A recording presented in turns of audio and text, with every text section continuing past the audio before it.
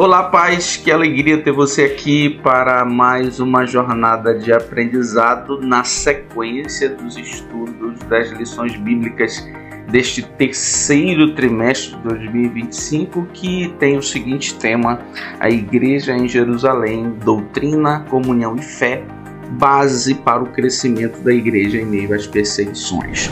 Para hoje, lição de número 2, a Igreja de Jerusalém, modelo a ser seguido. É a Igreja Mãe, cheia do Espírito, firmada na doutrina dos apóstolos.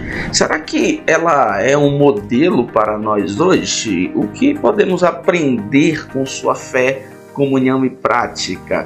Então já prepara o coração, sua Bíblia, e não se esqueça, curta este vídeo, inscreva-se no canal, ative o sininho para não perder nenhuma nova lição e compartilhe com os irmãos da sua igreja, do seu departamento, da sua turma de EBD, e vamos juntos descobrir o que significa ser uma igreja relevante, cheia do Espírito Santo e fiel à palavra. Dito isso, vamos fazer a nossa primeira parada, como você já sabe, a nossa introdução, visto que nela nós sempre concordamos em reconhecer informações importantes que são capazes de nos orientar na interpretação, na leitura do restante das lições bíblicas. E na introdução da lição de número 2, nós temos a oportunidade, em primeiro lugar, de reconhecer de pronto, logo, a Igreja em Jerusalém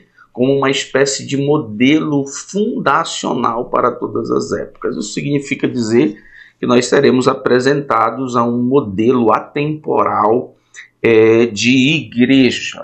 Em qualquer outro momento da história em que se pensar em estabelecer, entre aspas, fundar uma igreja, há de se lembrar do modelo de igreja que se tem na palavra de Deus, e logicamente o modelo é a Igreja em Jerusalém. A Igreja em Jerusalém é o berço do cristianismo. Seu papel como igreja mãe a tornou um modelo normativo para todas as igrejas posteriores. Suas lideranças no concílios e decisões doutrinárias revelam a centralidade da fé apostólica. Todas as vezes, inclusive, que temos contato com a disciplina da teologia que estuda a igreja, chamada tecnicamente de eclesiologia, nós sempre fazemos, em cada tópico do estudo dessa disciplina, uma volta no tempo, no sentido de encontrar informações que expliquem a igreja, tanto do ponto de vista orgânico, eu diria assim, a igreja como organismo, como também do ponto de vista da igreja como organização na igreja em Jerusalém. Craig Keener destaca que essa igreja mãe não apenas guardou a ortodoxia, ou seja, o modelo correto, mas modelou o caminho missionário e pastoral da igreja primitiva. Jerusalém era a fonte da referência para as igrejas gentílicas, a fidelidade doutrinária era reforçada a partir dela. Então, a primeira coisa que nós precisamos de pronto saber é que nós precisamos concordar que a igreja em Jerusalém é um modelo não opcional, é um modelo normativo de fundação das igrejas de todas as épocas. A segunda informação que é possível que nós observemos na nossa introdução e que vai nos ajudar na leitura do restante desta lição, a lição de número 2, é que nós precisamos reconhecer que a Igreja de Jerusalém é uma igreja cheia do Espírito e da Palavra.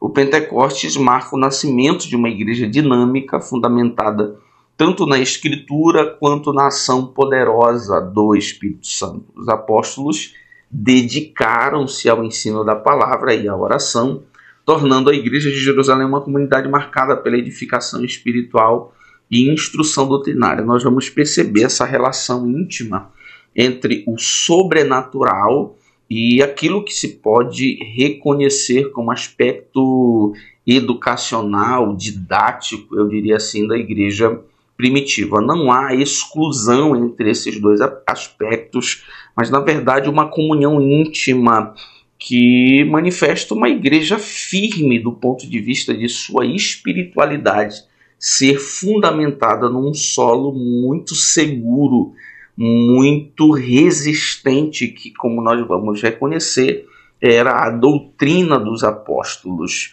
Em terceiro lugar, nós precisamos reconhecer de maneira introdutória que a igreja em Jerusalém fornece capaz de se apresentar como um padrão eterno, um padrão atemporal de culto, comunhão e obediência. A igreja de Jerusalém se caracterizava por sua fidelidade às ordenanças de Cristo, a comunhão, a ceia, as orações, o ensino apostólico. Sua vida de culto era um reflexo visível da obediência ao Senhor.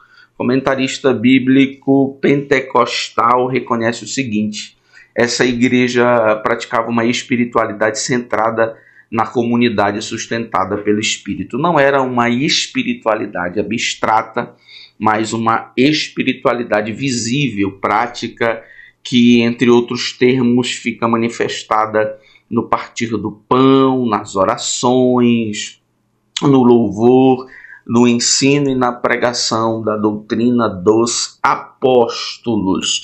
Reconhecendo a igreja em Jerusalém como um modelo fundacional, reconhecendo a igreja em Jerusalém como uma igreja cheia do Espírito e da palavra, reconhecendo a igreja em Jerusalém como um padrão eterno de culto, comunhão e obediência, vamos ao nosso primeiro ponto: uma igreja com sólidos alicerces.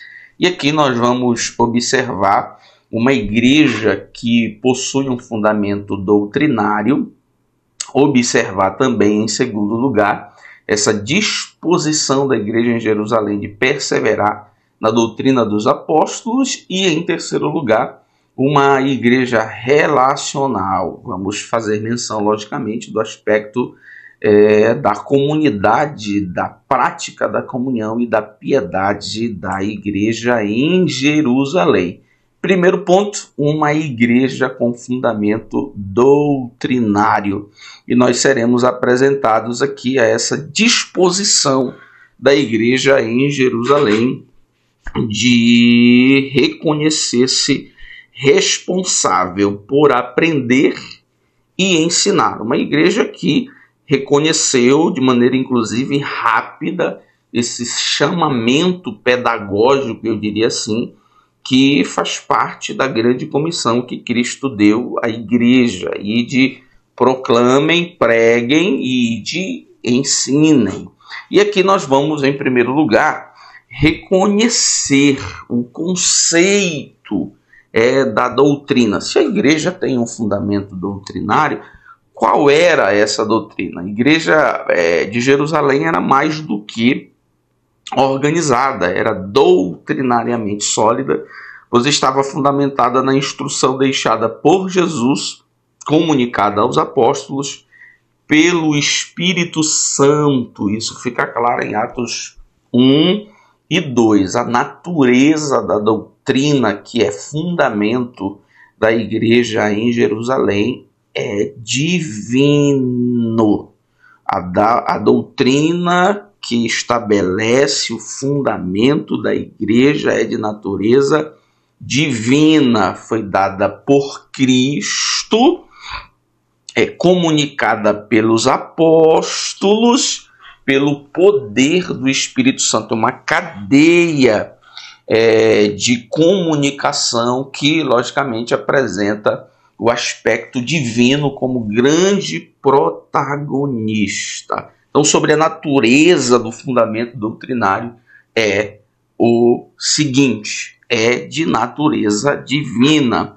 Qual o conceito da doutrina? Uma igreja genuinamente cristã reflete a prática e os ensinos dos apóstolos.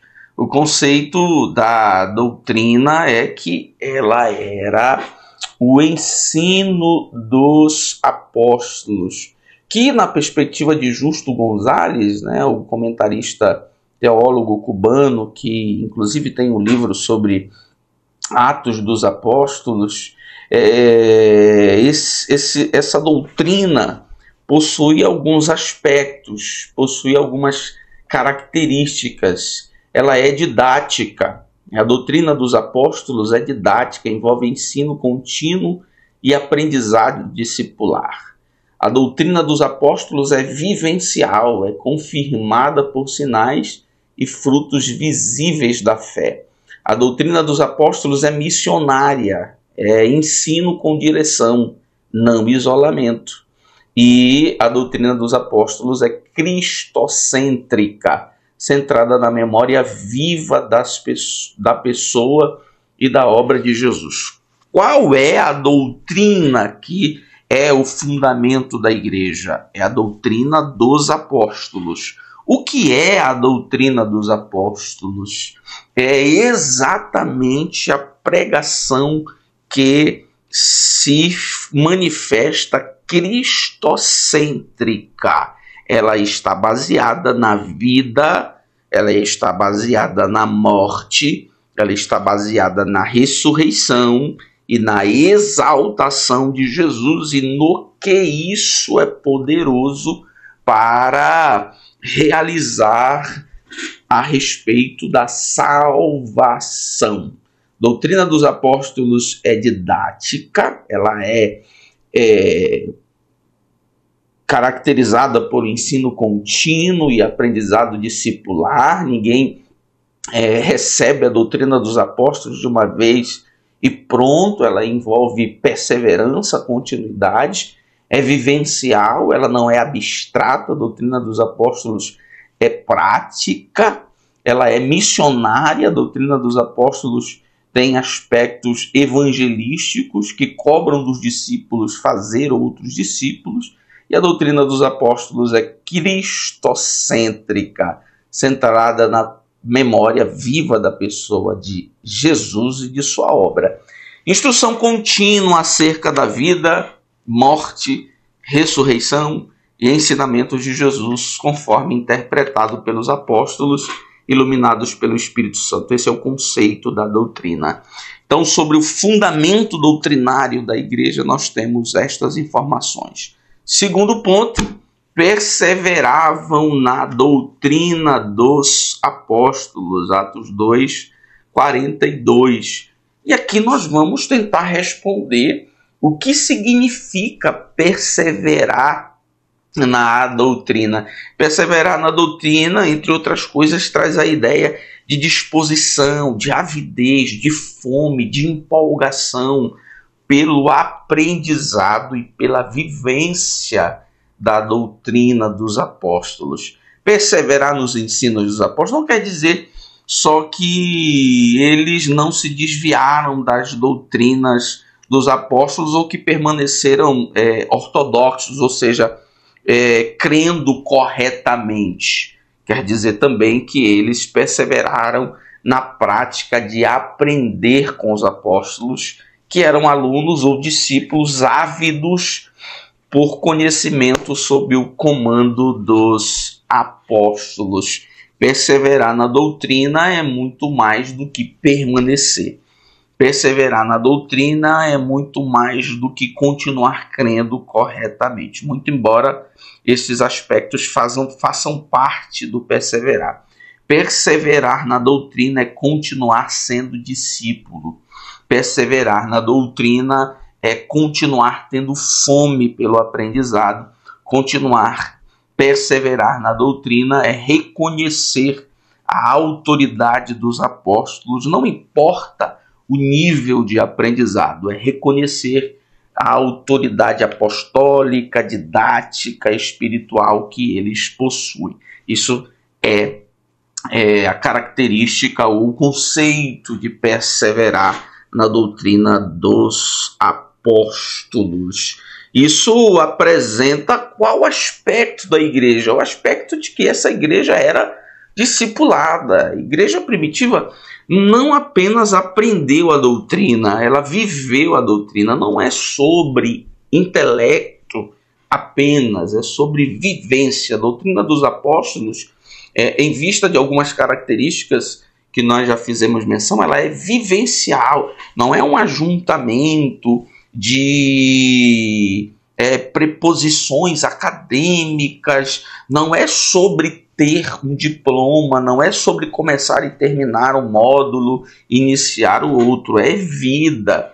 Então, perseverar na doutrina dos apóstolos, entre outras coisas, demonstra esse aspecto da igreja em Jerusalém, de que ela era uma igreja discipulada, ela viveu a doutrina, encarnando o evangelho em seu testemunho público e em sua comunhão interna.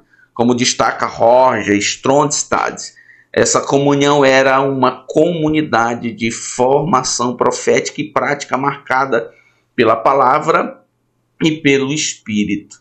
Perseverar na doutrina dos apóstolos destaca, em primeiro lugar, essa característica da igreja. Ela era uma igreja discipulada. E também destaca o aspecto da responsabilidade da igreja, que era de discipular.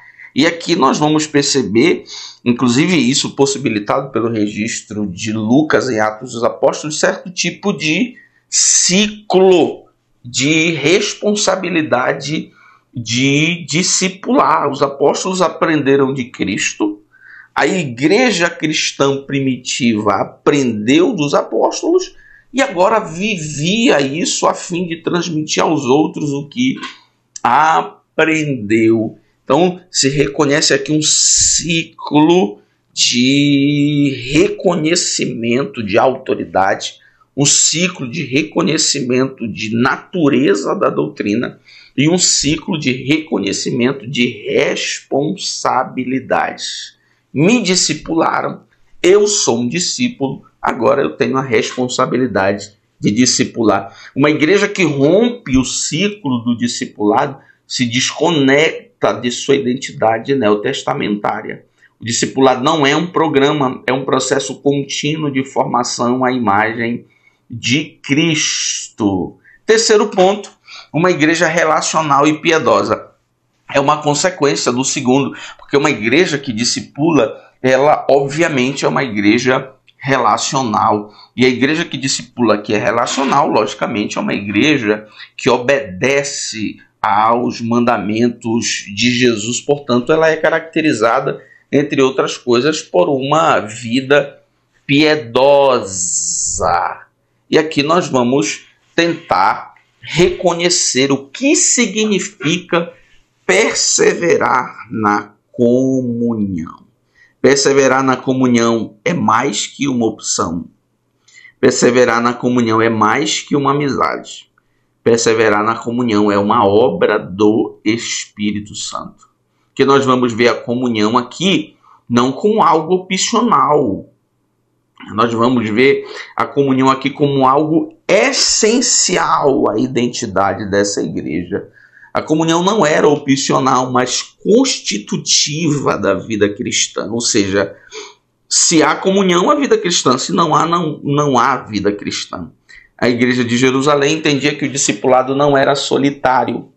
Ser cristão significava viver em comunidades, com mutualidade e interdependência. Essa comunhão é mais que amizade. A koinonia cristã não era mera amizade. Era a expressão concreta da nova vida em Cristo. Consistia em compartilhar, apoiar, sofrer, alegrar-se junto, como uma só família. O que unia os crentes era o Espírito Santo que habitava em todos. Nós utilizamos a palavra comunhão por muitas vezes nesse horizonte, eu diria assim, de amizade, mas nós vamos perceber que na igreja em Jerusalém é mais que amizade. Envolve, querendo ou não, a prova de uma nova vida, ou seja, é capaz de nós identificarmos um novo nascido, uma comunidade de novos nascidos, de regenerados, a partir da presença, da vivência da comunhão, ou não, ou seja, é mais que amizade. E é uma obra do Espírito. Na comunhão da igreja primitiva, havia mais que palavras e orações, era um espírito de solidariedade, onde cada um considerava o outro como parte essencial do todo. O egoísmo era vencido pela presença do Espírito, que produzia uma comunidade onde o meu e o teu se tornavam nosso, também não é um programa político, também não pode ser, eu diria assim, capturado por uma ideologia política. Isso aqui é mais que uma opção, é essencial à vida cristã, é mais do que amizade, inclusive é uma prova do novo nascimento, uma obra do Espírito. É o Espírito que vai desconstruindo, é o Espírito que vai desfazendo as inimizades e promovendo a verdadeira comunhão. Mas a igreja, além de ser relacional, a viver em comunhão, nós observamos que a igreja também é piedosa, ela persevera na oração. E o que significa perseverar na oração? A igreja em Jerusalém era forte em comunhão e firme na oração. Percebam a relação entre oração e comunhão, duas colunas espirituais que, quando enfraquecidas, tornam qualquer comunidade cristã vulnerável ao individualismo, formalismo e esvaziamento espiritual. Em Atos, a oração é sempre a resposta natural dos crentes às obras de Deus e o prelúdio das novas ações divinas. Onde há oração, há avanço espiritual. A igreja em Atos ora quando Deus faz e ora para Deus fazer. Presença da oração é tanto um ato de gratidão como também um ato de preparação para o que Deus vai fazer. A oração estava no centro da vida da igreja primitiva. Eles reconheciam que a missão, a comunhão, a doutrina não podiam ser sustentadas sem a oração constante. A oração era o pulmão da igreja. Nós temos uma igreja firme doutrinariamente, mas uma igreja que ora. Nós temos uma igreja firme do ponto de vista relacional, mas uma igreja que ora. Não há coerência entre a capacidade doutrinária, a capacidade relacional, sem haver a existência do fundamento, da vitalidade da doutrina e da vitalidade dos relacionamentos. Ou seja, a oração. John Stott é certeiro em dizer assim: a oração é o pulmão da igreja. Dito isso, vamos ao nosso segundo ponto. Uma igreja observadora dos símbolos cristãos. E, logicamente, nós vamos chamar a atenção para o que nós reconhecemos também como duas ordenanças da igreja: o batismo e a ceia do Senhor.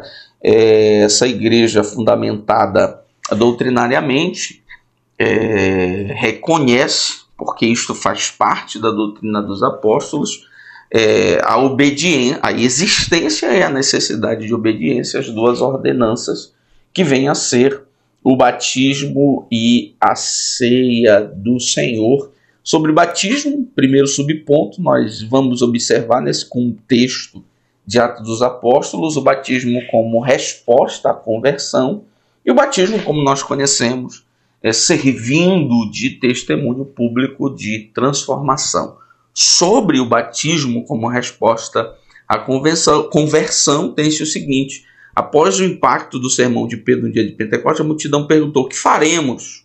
A resposta foi imediata: arrependei-vos e cada um de vós seja batizado em nome de Jesus Cristo. O batismo, portanto, era a primeira resposta visível de fé e obediência. Nós vamos ver isso, por exemplo, de maneira muito famosa, eu diria assim, no caso de Felipe e o eunuco etíope. Essa consciência do batismo como resposta à conversão era inclusive comunitária, né? E isso fica claro na proposta que o eunuco etíope faz a Filipe. Pedro declara claramente que o batismo é o selo da conversão, mas que exige o coração arrependido e a fé viva em Jesus Cristo. O batismo não é a conversão. O batismo acaba por ser um sinal da conversão. E nesse ambiente de Atos dos Apóstolos, ele acaba sendo, como acontece rapidamente, acaba por ser uma prova cabal, segura da conversão, especialmente porque o ambiente em que se professa a fé cristã vai se mostrar extremamente hostil. E alguém que decide logo após essa decisão da conversão praticar, se submeter ao batismo, isso por si só manifesta uma fé genuína e, naturalmente, corajosa. E, em segundo lugar, nós temos o batismo como testemunho público de transformação. Para a igreja de Jerusalém, o batismo simbolizava a entrada em uma nova vida. Era mais que um rito, era uma confissão pública de que algo extraordinário havia acontecido no coração do convertido. Para Lucas, o batismo está inserido no modelo de resposta ao Evangelho e é parte da missão da igreja cheia do Espírito Santo. Ele autentica a inclusão na nova comunidade escatológica, né? O batismo acaba por ser aqui visto como esse testemunho público de transformação e nesse aspecto de rito de iniciação, isso com reconhecimento público. E como eu já disse, esse ato, além de ser uma resposta à conversão, além de ser um testemunho público, no contexto de Atos dos Apóstolos, no contexto da igreja do primeiro século, é um ato que demonstra uma fé genuína e inquestionável, porque fazê-lo, se submeter a ele, era dizer ao mundo: eu sou cristão e eu estou pronto a enfrentar os adversários e enfrentar a morte por causa da minha fé. O segundo ponto, o segundo símbolo, a segunda ordenança é a ceia do Senhor. E aqui nós vamos observar no contexto de Atos dos Apóstolos a ceia do Senhor como centro da espiritualidade cristã. Assim como a refeição, o estar junto nessa refeição sagrada tem um peso de muita relevância na religião judaica, no cristianismo a ceia do Senhor toma esse lugar de muito significado, portanto, de centralidade da espiritualidade cristã. Por isso nós vamos ver a ceia em Atos dos Apóstolos numa perspectiva central, numa perspectiva memorial, numa perspectiva proclamadora e numa perspectiva escatológica. Sob a perspectiva central da ceia, tem-se que a ceia do Senhor, quando corretamente observada, conduz a igreja à essência da fé cristã, aproximando-a do mistério redentor da cruz. Então, a ceia produz essa perspectiva central, reúne a igreja de todos os tempos, reúne a igreja em diferentes circunstâncias e épocas para um centro comum, que é a cruz e o mistério redentor. Nós podemos ver a ceia nessa perspectiva memorial, que sem dúvida alguma, do ponto de vista pentecostal, é a perspectiva mais famosa com a qual nós observamos. A ceia do Senhor no contexto lucano é inseparável da vida da comunidade. É memorial, proclamação e expectativa escatológica reunidos em um só ato.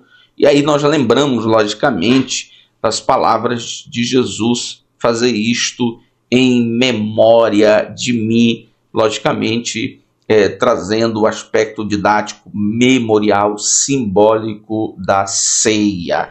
A ceia, nesse contexto de Atos dos Apóstolos, pode ser vista, em terceiro lugar, sob a perspectiva proclamadora. Tem-se que a ceia não é apenas memorial, mas a proclamação viva do Evangelho. Ela anuncia que a morte de Cristo é suficiente e que sua presença é real entre os seus. E, por fim, a ceia pode ser vista nesse contexto de Atos dos Apóstolos com uma perspectiva escatológica. É um gesto escatológico, o sinal de que a nova era já começou. A ceia é uma refeição profética que antecipa o banquete do reino de Deus.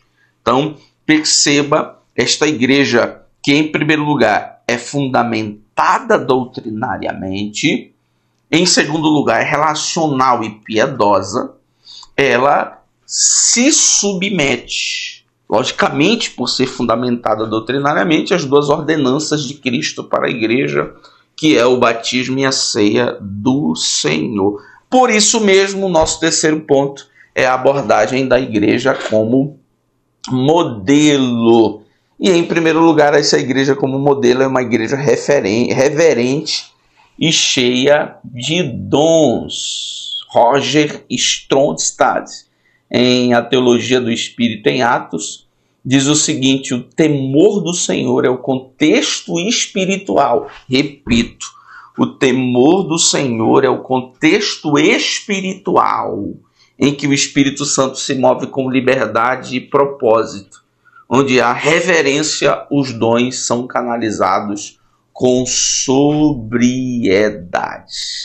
Aqui nós vamos ver, senhoras e senhores, uma relação essencial que está em crise nos nossos tempos e que pode explicar muita coisa entre o temor e os dons espirituais, entre o temor e a manifestação do poder de Deus.